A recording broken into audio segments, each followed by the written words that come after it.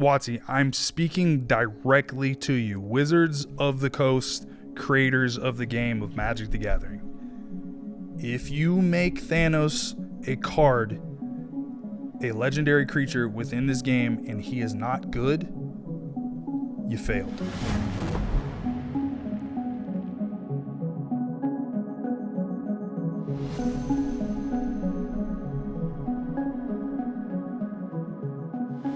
What's going on, guys? Welcome back to another episode of the Unlimited Podcast. This time we have our special guest, Robert RedBeard. This is actually my first time meeting Robert. We've been supporting each other via socials for a long time, kind of sending DMs back and forth, you know, commenting each other's videos. And I love what you've been doing for a long time, bro. It's been fun to kind of see the progression. Obviously, you started on the Infinity Bros. The Infinity Bros. And I I was like, showing love, and you start getting real Magic heavy. And now you're like heavy. Full go with the Robert RedBeard for sure socials. But yeah, man, talk to us a little bit of like, where you started, how you got into Magic. Just tell us about yourself and what you're doing. Yeah, so I started doing content for the Infinity Bros because we had our own little podcast going, and my buddies still do. They still do it, and I jump on with them or whatever. Right. But really got into making content, started really enjoying it, which I think is the interesting thing, because I'm sure you get it too, but people are always like, how can I make this content, get cool stuff, and get opportunities? Like, everyone has a phone. Like, you can just make content, like, and as you do it, you get better. I played when I was younger. I have a brother that's 6 years older than me. He played a bunch. Okay. So he got me playing when I was like 10, right, 11 or 10. Yeah.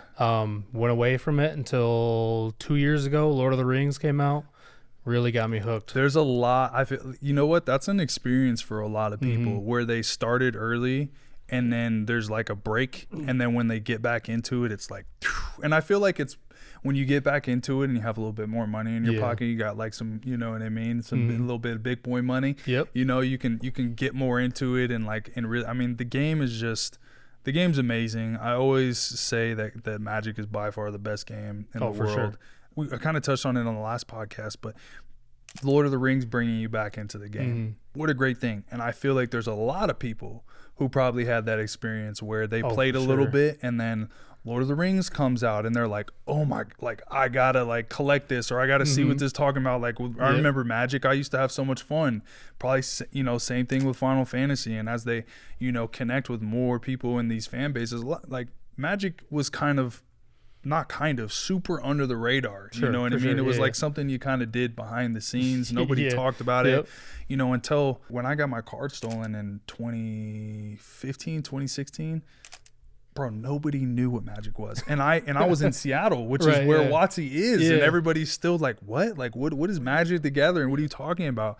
So it's just, it's awesome that it brought you back into the game, man. These collaborations really are growing the game. And look, it created a really quality content creator for the game. And now you've got a bunch of people who are, coming along the journey with you. So it's cool. Wild how spread out it can be now. Cause like, I just saw a post for the Final Fantasy. It was I forget how to say his last name. It's Steve Aoki. Steve's my boy. I'm looking for Mr. Aoki. Are you into this? Yeah. It was crazy. He's opened up Final Fantasy packs. Like, what's happening right now? This is insane. It's because the collectability is there. So guys like him, he's a true collector. The guy just likes to collect, and he really loves trading cards. And I've been, he knows about Magic, obviously. And I messaged him, and he was like, dude, like, I'm like, bro, let's get you into it. Like, I'm telling you, you're going to love this game. Like, he plays video games. He's into all that stuff. So, like, if you love collecting and nerdy stuff, bro, like, Magic's going to get you, especially now. You can, if you're a gamer and you really loved Final Fantasy, you're going to get into it. Lord of the Rings, they're going to do so many of these collabs going forward that are going to bring a lot more people into the game. And I think the collect the golden chocobo and the one ring, like all of these things are so amazing for bringing new people into the game. You get two sides of it too. You get the collectability and you get the playability. And you get the playability too, which is like, and I think that they finally have the recipe really good here now with the collector boosters being like actually collectible, and they're not overprinting them. They're kind of underprinting them. So there's a real collectability to that. There's a chase for it now. Yeah. And then you have the regular play boosters, which are basically like what the booster boxes back in the day used to be. Yeah. So if you want to play the game, strictly play the game, and you're not in it for like all the other stuff, you've you've got the play boosters. You don't have to buy the collector boosters. That's what I think people are struggling with right now. Yeah. They feel like they have to buy the collector boosters. Back in the day, when you would pull a foil card, That was crazy. they didn't like it. Oh, really? They would sell the foil card to get more cards. Like, I don't toot my horn, but I really was like, I created that trend. Nobody had fully foiled decks. Right. It was not a thing. And then I started doing it just because like I really loved foils. Like I thought it was the dopest shit. And now, bro, like it is crazy how many people. It's hard to even get them now. If you haven't already subscribed to the channel, please do, man. We love and appreciate all your support. It helps us to continue to do this. And yeah, man, let's talk some magic. Let's talk some magic. Who are some of your other favorite magic content creators? Prop brings so many of us in, I feel like, and a lot of us start there and then start to branch out.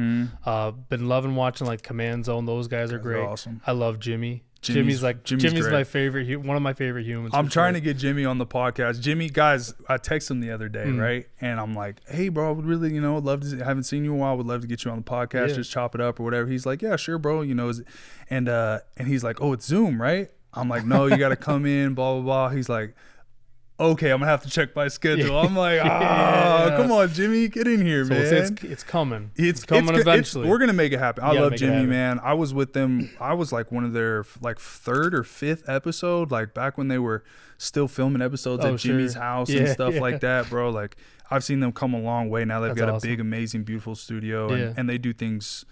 They do things really quality, man. So shout out to Game Nights. Love those guys there. Yeah. And them and Prof are really the standard for sure. And then like the next big one is probably he shouted me out, which was crazy on here. But Ben Bateman. Yeah. So there's a guy Robert RedBeard who used to be on the Infinity Bros. I love that guy. Yeah. Ben's dope. Ben's dope. He's been killing it the last year, bro. Crazy. Doing a really good job. He's kind of my inspiration for why I decided to go solo. Because like I saw his growth, like him just focus on Magic. I was like I love my buddies doing the Infinity Bros thing. That's a really fun thing for me, and it's a bunch of college buddies just to stick together. Yeah. But I'm like, I'm gonna go solo here, do kind of what Ben does, and it's been real good to me so far. So yeah, Ben's my guy. So the series about you ripping cards and ripping packs in the car with your kids. Car pulls. If this is a golden chocobo, we're going to Disneyland. Yeah. What kind of response have you got from the community with that? Because I love that. It's been really good. I love that, bro. Me and my son, like, he's a fiend, bro. He like, because I mean, obviously he's with me all the time, so he's going into the shop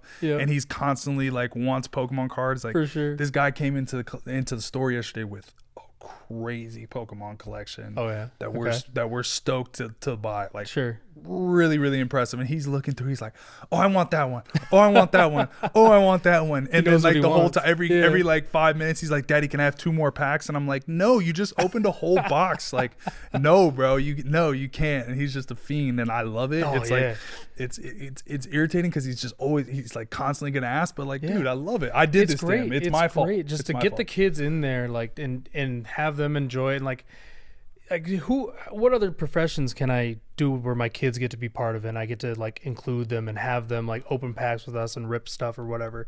My son is weird though. My son's a buy singles kid already. He's 8 years old and he's like, I don't want a pack. I want to buy the card that I want. I'm like, come on, man. Like, we want to rip packs. That is like that is very strange. I know, it's so weird. It's so weird. But he like, plays the game? Like he plays Magic? We've played a little bit of Magic, yeah. So we've been learning. So we'll get like the standard decks. I'm trying to get a hookup for those Spidey decks. But like we've been learning. So a lot of vanilla stuff. Put some to the side for you guys. There we go.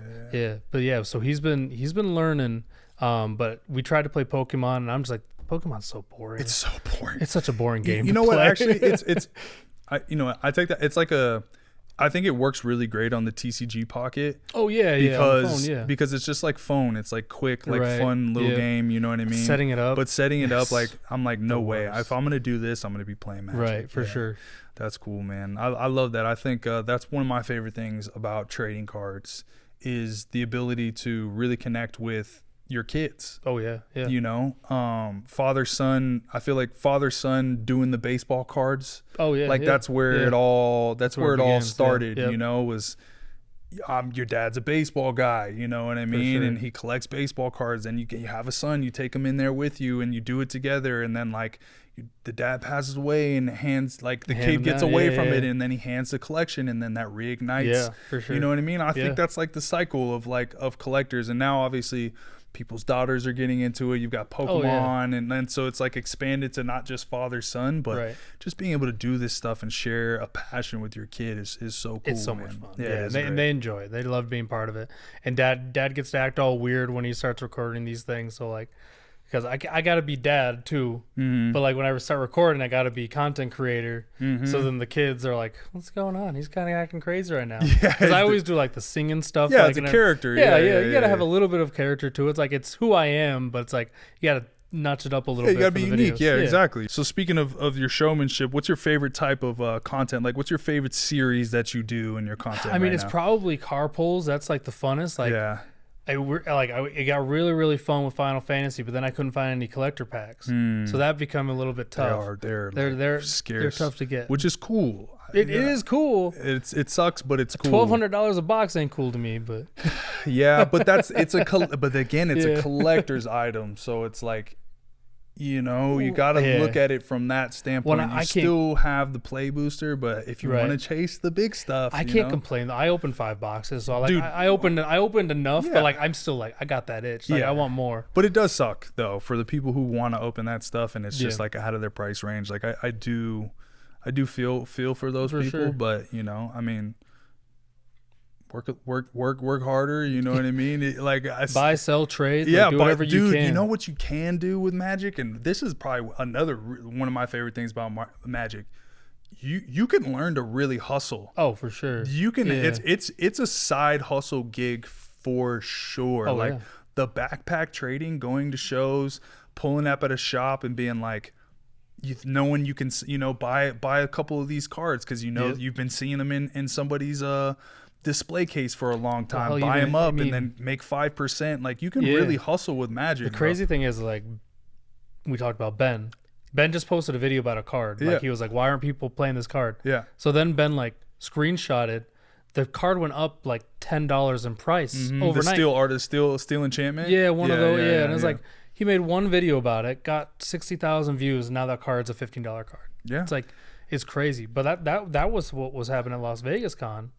Is that people were going up buying, like, you got the 3 collector packs if you went up, or when you got in or whatever, and then they just sell them. Yeah, well, it's like you just paid for your whole trip. Yeah, it's like you can hustle this game. 100%. If you're smart about it, there's ways to get there. You know what I mean? A little bit more work, but you know. Yeah, and someone might call you a scalper, but like, times are tough out there. Like things are expensive, man. Honestly, if you're making money on trading cards, then you're just a scalper. That's what it is. That's what I think you just have to accept it at this point. You know what I mean? Is TikTok helping Magic become more accessible or less intimidating for casual players? That's an interesting question. So I think it does, but at the pace that they're putting stuff out, it might seem intimidating. I'll say that but there's so many creators that just like help with this interaction, help with the rules, know where product is, how to get product. I feel like there's certain ways you can use content creators to your benefit. Yeah. Although we get plenty of comments that we're actually the problem. I've been told by comments that I'm the problem. You guys get some stuff from WotC. They send you guys stuff to open up, but like you're putting a lot of time and energy into the game. Yeah, no one understands. That the regular casual players, they're not doing that. Right. So like, why don't you deserve to get some free stuff? You're not even getting paid money. You're getting Magic cards. For Wizards of the Coast, it's the cheapest marketing they can do. It's out of their pockets. What, $400 to ship all that stuff to us? Maybe even less. You think? You know how they're paying? You got to remember, they're paying. It's paper, bro. Right. It costs them nothing. So cheap. It costs them nothing. Right. It costs them the paper that and the shipping. More to ship. Yeah. The paper and the shipping is. But it's just free advertising for them to send it to us. But my favorite comment is like, "Oh, I wish I could get this stuff." And I just go like, "You can. You start making content. You can. Like make content. Yes. Like be better than me. Like just do it." You started making content 2 years ago for Magic? 2 years. 2 years of making content. That's what it took for him to start. It was probably like 6 months ago they started sending you stuff? Yeah, I started with Innistrad and Aether Drift. Okay. Then I got Final Fantasy. Right. And now I'm Edge of Eternity's ambassador as well. Awesome. So you've only been really getting free stuff for like a little bit. Yeah, not that long. Go, guys. If you love the game and you want to get some free stuff from WotC, I think free stuff's great. Free. If it's free, it's for me. Get on TikTok, start making content about your decks and how you feel about the game, and you can be right there. You know, it's really not that crazy. Do you think the increased popularity of MTG on TikTok has anything to do with the Universe Beyond? I think so. Like they can't be they have to see the numbers. Yeah, it's 100%. Oh, for sure. Yeah. Well, and like we always talk about, if you're doing content or whatever, it's like you're in this niche. Well, now Magic, the niche of Magic is so wide now. Yeah. Like there's Final Fantasy, there's Spider-Man, there's Avatar, like there's gonna be Star Wars probably. I think Star Wars is coming. I think Star Wars is coming. And that's for sure. probably, I don't know how, if you get bigger than Star Wars. I thought Lord of the Rings was like peak for me. I think if they ever did a Dragon Ball Z collaboration, I made a video. Yeah, I think Dragon Ball Z would be People keep trying to say no one's ever going to top Final Fantasy. I was like, I made a whole video talking about like DBZ makes $10 billion more a year than Final Fantasy ever has. I think the Spider-Man is just the beginning of like the Marvel run. So sure. I think that like if they get to like a full Marvel set, full like Avengers or whatever. And I talked about the Infinity Stones thing. Obviously, it doesn't make much sense to be in the Spider-Man thing. No. But like, they have. Like, I feel like you have. Like, how do you not do that? Say they're gonna do what Marvel did, where they have movies coming out and every movie releases like a stone. Yeah. Why not every set just releases a stone? Yeah. I mean, yeah, exactly. I mean, I think Spider-Man wouldn't be the one to do it because obviously there's no. I mean, I guess Spider-Man's in it a little bit, but it wouldn't make sense from like the Marvel standpoint. Right. But to answer the question, yes, Universe Beyond is absolutely growing popularity with Magic. For sure. I'm getting people that have been avid just Pokemon guys or even sports guys, reaching out. I had a bunch of people reach out for Lord of the Rings because the One Ring, collectibles, that was crazy. Final Fantasy, it's been a very similar thing. Like people, I didn't see Final Fantasy being as big. Like I knew it was going to be big, but I didn't think it was going to perform like this either. No, but I mean, I think the character base is actually perfect for the game of Magic with like the commanders. There's a bunch of characters that you can really get behind. And they did a great job of making good new cards in this set. Oh, yeah. Top to bottom, it's new good set. cards, like really, really good set. So they crushed it there. For sure. Let's talk about Edge of Eternities. Yeah, let's do it.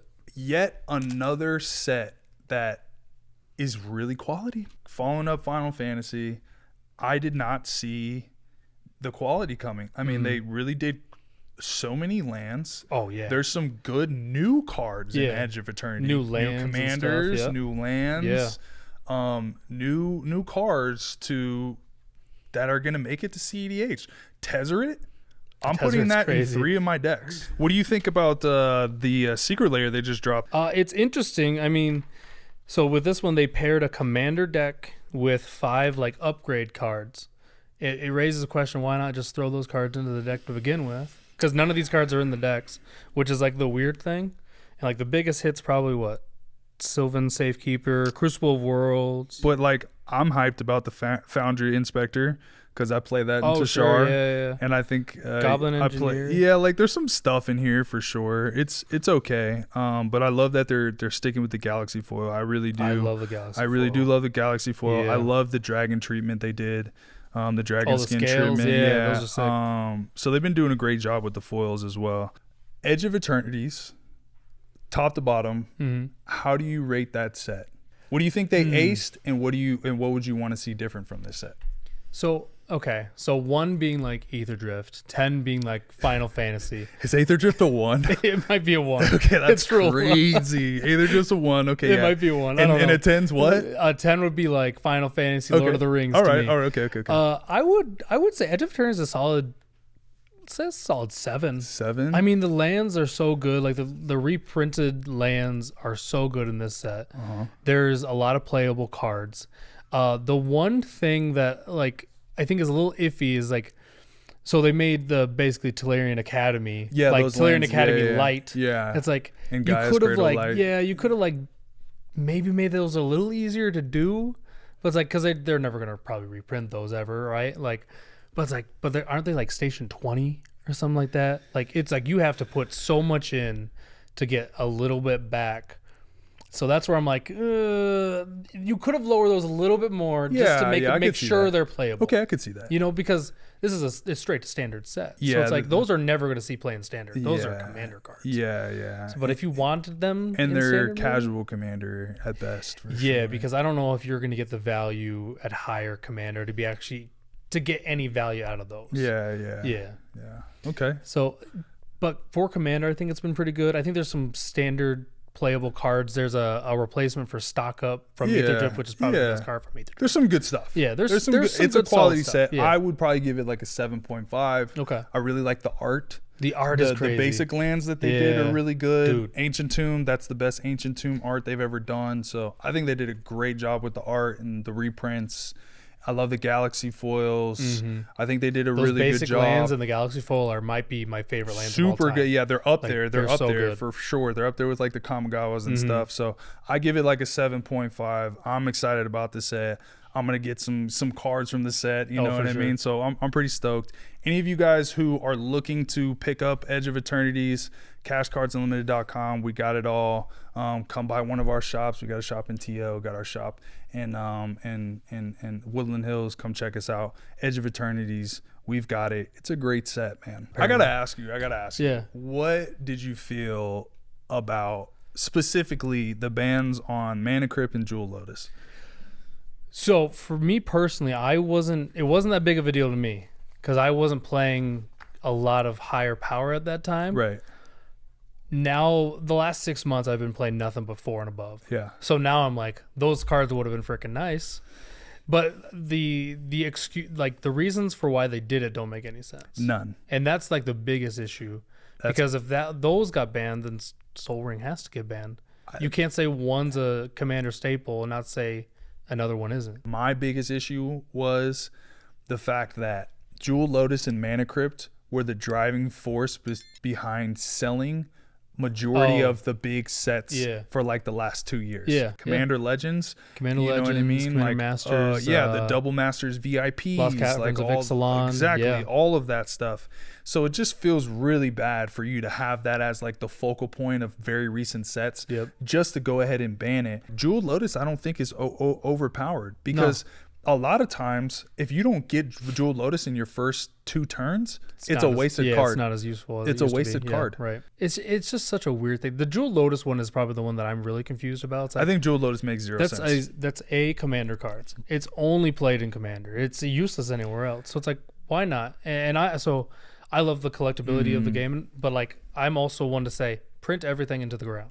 So like you can print everything into the ground and still have collectability with what they do with the collector boxes. Yeah, I agree. I would agree with that. Let's just print like all these like I've been saying it for months now. Like people have been like, "What's your hot take?" My hot take is like print lands into the ground. So like Edge of Eternities, I'm like I'm all in on that. Yeah, I don't know how you agree with it, but I'm like Edge of Eternities when they were like we're gonna reprint. I think they're kind of already doing that though. Yeah. I think they're kind of already doing that. I don't have any problem with that because like I remember when fetch lands were like $50 a pop. Sure, yeah. Which is crazy. Now they're like 10 to 15, something, which I think is really healthy. Yeah. You know, and then Ancient Tomb's up there, so print Ancient Tomb again. So they just print with Edge of Eternities. I pulled 3 already. Yeah, and they're printing lands that like replace like the Gaia's Cradle, like they're and so I do actually agree with you when it comes to the land base. Yeah, and I think Mana Rocks as well. Like they printed Soul Ring into Oblivion, and it's done well because on the collector side, you know, and again. I definitely think they have the recipe right with play booster and collector booster. I've asked this question before in a bit. How much do you think a command tower would be if it wasn't printed into every deck? If they made that a chase card, how much would a command tower be? It would probably be somewhere around like the Ancient Tomb type of potentially for that. Yeah, because it's an auto include in every single exactly. deck. It's like that's the thing. Like you could print something just into Oblivion, just put it in all the commander decks. Yeah, and eventually there'll be enough out there that it won't be a big deal anymore. What are you gonna do though? You know, I'm really waiting for them to make a commander deck that is like a tier 1 commander. That's why I'm upset about the Spidey ones. It's like we don't got precons for Spidey because that was a big miss. My buddies are all big nerd, like comic book nerds. Like, I was gonna buy them all precons. No precon for Spider-Man no commander deck for Spider-Man is really bad. Makes no sense to me. It's really weird. It's really bad. Like I know people. The set's gonna do well. I think there's some cool arts, and it looks like there's some pretty cool spoilers, like the Spider-Man. If you guys haven't checked out the Spider-Man spoilers, they have been pretty sick. There's been some cool stuff. Spider-Punk's gonna be a guaranteed CEDH. Yeah, there's some CEDH. Like they did a good job, but you know, I don't think they're going to do the serialized cards in that set, and the no commander deck. Like, I feel like they dropped the ball a little bit. Did you see the news that it was supposed to be a small set like Assassin's Creed? So it was supposed to be like Assassin's Creed, which was a total failure. Yeah, like there's actually some decent cards in there, but like the set release and everything was a failure. They're actually, so now it's Spider-Man's a medium set is what they're calling it. So it's like, so it's just a full set with minus the commander decks kind of thing? Minus the commander decks. We don't know yet about how many cards are in it, because obviously like we got the welcome decks, right? Which are like 30 cards, I think, in each one. Yeah. But like the cards in those are bad. Like, and people didn't understand, like the cards in those ones are like, those are welcome decks. They're not meant to be good. Like they are very, very chill. Yeah. But it's like, but then we don't get commander decks. It's not an equal replacement. It's not equal. But I have high hopes for the Marvel movement with like the Edge of Eternities, because I think the Spider-Man move is like the first of many. I think that it would be crazy if they didn't do an X-Men set. Oh yeah, eventually. It would be crazy if they did if they didn't do a Guardians of the Galaxy, Avengers, gotta do an Avengers set. For sure. I mean, they did the secret layer, but like a full set would be like Thanos. They're gonna print Thanos. Watsy, I'm speaking directly to you, Wizards of the Coast, creators of the game of Magic the Gathering. If you make Thanos a card, a legendary creature within this game, and he is not good, you failed. You failed the Magic community completely. Get it right. If you're going to do it, you got to get it right. Thanos, you can't miss with Thanos. Can't do it. And the Gauntlet and the Power Stones, all that. Got to do it. Yep. Recently, one of the creators of the game, I think it was like the president or the CEO. The CEO came out. CEO of Hasbro came out and spoke and said that 30% of their players are female, or I think it's 30% of the player base. A lot of people are really questioning that number. I think that's really high. I think it's really high. I think it'd be more around 10 or 15. Probably. I think 10 or 15 would be generous. But they want to get more women in the game, which I think is great. For sure. And before we get into like the comments, I want to say that there are a lot of amazing women in the game. Yeah. Some of my favorite creators are women that just make hilarious content. Great content. Yeah. And when I started playing, there were 0 women in the game. When I started playing as a kid, I didn't see a girl at the card shop. I'm telling you, from 11 years old to 18 when I left for UCLA, I was at that same shop. Never a female. Every Friday night, F&M, unless I was playing a football game, I was in that shop, and I'm telling you, the moms wouldn't even step foot in there, bro. There were no women in the shop. None of them, and they definitely weren't playing Magic. No, for sure. So to see where the game is now is amazing, and I think women really bring a lot to the game. So what he said is he is thinking K-pop?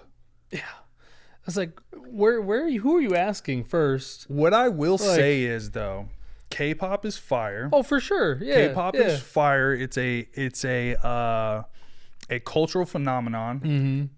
A lot of American people are getting more into that culture. They do a great job. Like the anime, the K-pop Demon Hunter, sick, bro. My son's obsessed. He loves the songs. My daughter's been doing nothing but singing. We were on the airplane coming down here, and she was singing as loud as she could, like on the plane. Yeah, and like people are like laughing because people know the song because they've seen the movie. Because it's really good. It's actually really good. So I kind of get where he was going with that, but like, I mean, I don't think that touches like all women. You know what I mean? Like, I know. I didn't get that. What crossovers do you think would really, really speak to the female, like would really bring women into the game? So that's a tough question. Like, cause when I made my comments on this, I was like, I'm not a female. Like, I don't know what you guys want from the game. I think what you guys want is more accessibility. You guys want more, I know they wanted more patrolling for like bad behaviors at LGSs, which like Wizards of the Coast can't always handle. Yeah, no, right? I think like, that type of stuff is like a whole nother problem. It's another big, and like that's a big. I don't. Getting into it is just like, listen, people don't know how to behave. Whether you're male or female, there's always people that have behavioral issues. Right. Well, it's up to guys like us that know how to behave. So we gotta hold people accountable. Yeah. That's a part of it. That's a huge part of it. The community's, and I think the community does a good job of protecting like women when people are weird. Right. You know what I mean? I think that everybody's pretty aware of people that. Be weird. Yeah. But as far as sets, I made the joke. Like, I think to get my wife into it, I need like Grey's Anatomy. Grey's Anatomy is, dude, that is crazy, bro. What is the deal with Grey's Anatomy? I don't get it. It's like it's like their background music to their life. Yeah. Like if they don't know what to choose, it's Grey's Anatomy, and it like doesn't matter where you came from or like what your background is at all. Like Grey's Anatomy is what women want to watch. On the background. It's crazy. Yeah. What I think with the crossovers is. You got to go back to the cartoons that really, really did it for the women, right? For sure. Christian just talked about Powderpuff Girls. I think a Powderpuff Girl. Powderpuff. It's been a while. It's not powder. Powderpuff. They can eat me alive because listen, I watched Powerpuff Girls, so whether I got it wrong or not, like I was watching, I consumed the content. So Mojo Jojo. You can be mad if you want to. Mojo Jojo was a really mean monkey. You know what I'm saying? So I think that would be a good. You know, would be another good one. Kim Possible. Oh, I'd eat a Kim Possible. Yeah, Kim Possible, like a secret layer. Kim Possible for sure. Who else? Well, maybe that's what they do. Maybe they just do more. Like, well, what was that secret layer they did with like Callie the Vast? No. They had Callie the Vast and the all women and Skittles, or whatever. And it was like the romance ones. Like that sold out Those fast. Are cool. That sold out like instantly. Yeah, those are really cool. More stuff like that. Yeah, I'm thinking more like Princess Bride. They printed that already. The prince. Okay, I missed that one. What is Princess Bride? You don't know what Princess Bride is? No. Oh, it's a great movie. It's hilarious. I like a romance. It's a movie. It's like it's a kind of a goofy like romance action. I like a romance movie. It's good. It's solid. I like a romance movie. Yeah. I mean, what? Okay, so I mean, this doesn't really speak to women in particular. Power Rangers. Oh, Power Rangers for sure. Power Rangers, that speaks to everyone. The pink and yellow Power Ranger? Come on, they have so many different like versions of Power Rangers now. Like you could make so many. But I'm saying though, like, come on, Power Rangers. Power Rangers hasn't done anything. They get to be dying for a check right now. You can't tell me Power Rangers isn't dying for a check. They take that check from WotC all day long. For sure. Hasbro, you got to line that up. I'm telling you. Power Rangers set, people will go crazy for it. Drop in the comments below because I'm really curious. We've done this with like just regular sets and like what you think, but like tell me what you think collab wise for women. If we wanted to draw more women into the game, what collabs, like what Universe Beyond collaboration would you guys suggest? Because like I'm out. Like I'm out of ideas. Like I basically hit my limit. The girls came over here and gave us a couple because otherwise I would have probably stopped at Powerpuff Girls. Yeah. In Kim Possible. But drop it in the comments below. Let us know what you guys think. Oh, I got one. Tell me. Sailor Moon. Sailor Moon. Oh my God. Would crush. Oh, how did I miss that? Sailor Moon would crush. Sailor Moon would be amazing. I would go crazy for. I love Sailor Moon. That's the one. Keep it. I'm going to keep this as appropriate as I possibly can. The Sailor Moon scenes when they were, you know what I mean, switching up to the transform, bro. It's kind of an awakening back. That was for young Cash. That was pretty lit. I'm not gonna lie. I was a fan. And overall, it was just a really, really good show. It's a good show. But amazing call right there. Yeah. Sailor Moon would kill. Women would love that for sure. Everyone would. Power love that. Rangers, Sailor Moon, Thanos. WotC. You better do it, and I want my credit. We want our credit. You're welcome. When it happens, we printing want it. Money right now. Literally, bro. I mean, that's all they've been doing for 30 years. It's just printing money. Last question here: what set are you looking forward to most? I'm a huge comic book nerd, so Spidey is like speaking to me. Okay, so Spidey, you're really stoked for. I'm fighting for Spidey. We touched on it a little bit. Yeah, I am big fighting for Spidey right now. Everyone's like, oh, I'm still on Final Fantasy. Like, you're like, oh, I'm looking at Avatar. Like, no, I'm all in on Spidey. Like I'm not. I don't know yet if I'm an ambassador because I haven't sent those emails yet. Okay. I don't care. I'll be making more content. I'm going to make more content than anybody. Well, let me know, bro. If they don't make you an ambassador for the set, I'll make sure you get some stuff so you can make the content you need to. Yeah, I got you. I'm all in on Spidey because I want superhero stuff into Magic is like, that's like perfect for me. The collectability is going to be crazy if they do it right. We haven't seen enough, maybe. Yeah. But like, I'm hoping. I'm fingers crossed. I wish they did a serialized for Spider-Man. Just one, like so. One Spidey, one special edition Spidey. You know what I mean? Uncle Ben serialized, one of one. Because there's only one Uncle Ben. There's only one Uncle Ben. Yeah. I don't know. We'll see. That's amazing though, bro. Listen, I appreciate you making the trip down here. I'm so glad we finally got to sit down and chop it up a little bit. You know, we just met for real IRL here today. Yeah. But I feel like, you know, we've been friends for a long time, bro. Sure. So this is really cool. I appreciate you coming out. Guys, make sure you go check out my boy Robert RedBeard. Like I said earlier, all of his links will be in the bio. Go support him. Makes amazing Magic the Gathering content. And if you haven't already liked and subscribed on this video, please make sure you do. We love and appreciate everybody for supporting the channel. And we'll see you at the next podcast. Appreciate it, man. Brother. Thank you, man. All right, bro. Thank you, bud. All right, since you guys made it to the end, I'm going to give you a little gift. The first 20 people to use the coupon code RedBeard will get 10% off on cashcardsunlimited.com. We appreciate you guys for supporting us always, and we'll see you next episode.